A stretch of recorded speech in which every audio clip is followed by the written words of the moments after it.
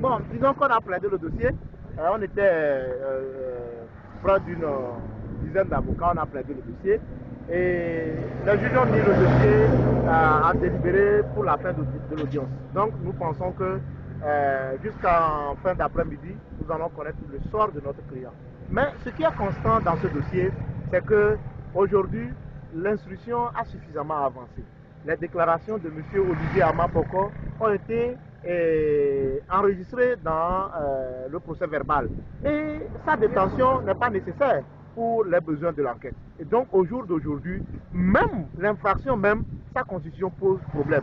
Et donc, c'est un dossier qui souffre d'une vacuité extrême. Et pour nous, nous pensons que s'il n'y a pas une idée politique qui guide la main de la justice, et que si notre justice est indépendante, suivant les dispositions de l'article 113 de la Constitution, en réalité, M. Olivier Ama doit être mis en liberté provisoire. Qu'à cela ne tienne, la procédure peut continuer.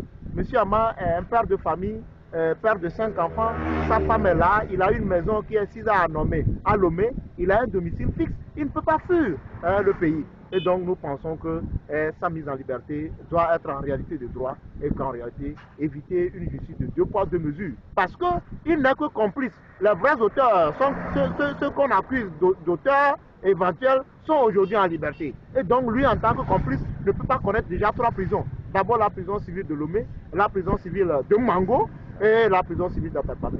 Il a une santé très fragile, nous l'avons dit aux magistrats et nous pensons que pour des raisons d'humanité, pour des raisons de principe juridique, je pense que sa mise en liberté provisoire doit être ordonnée. Et nous avons confiance en notre justice jusqu'à preuve de contraire. Oui, maître, paraît-il que vous avez demandé à faire écouter le son qui fait polémique. Est-ce que vous avez eu gain de cause? Justement, je pense que ça fait l'objet de 30 minutes de débat entre le parquet et la défense sous la médiation des magistrats. Nous avons demandé que le son, l'interview sur la base de laquelle notre client est poursuivi, puisse être écouté par les magistrats de la chambre d'accusation. Mais le parquet a reculé le contraire et les juges ont accédé à cette demande sous prétexte que cette audition ou bien cette cassette n'a pas été authentifiée. Mais c'est chose regrettable parce que c'est sur ces propos qu'il est maintenu aujourd'hui dans les liens de la prévention.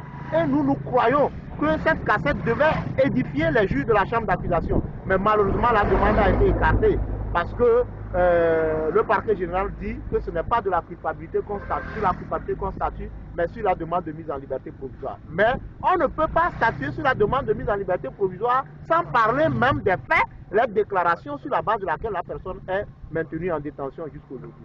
Bon, vous savez, notre justice, sincèrement parlant, n'a pas encore acquis les gages d'indépendance et d'impartialité. Notre justice continue vraiment par souffrir de la pression du pouvoir. Et c'est ce que nous constatons un peu dans ce dossier, parce que il faut le dire, hein, il faut une justice qui garantit la liberté des citoyens. Mais cette justice, nous sommes en train de la chercher, elle n'est pas encore requise pour les trouver.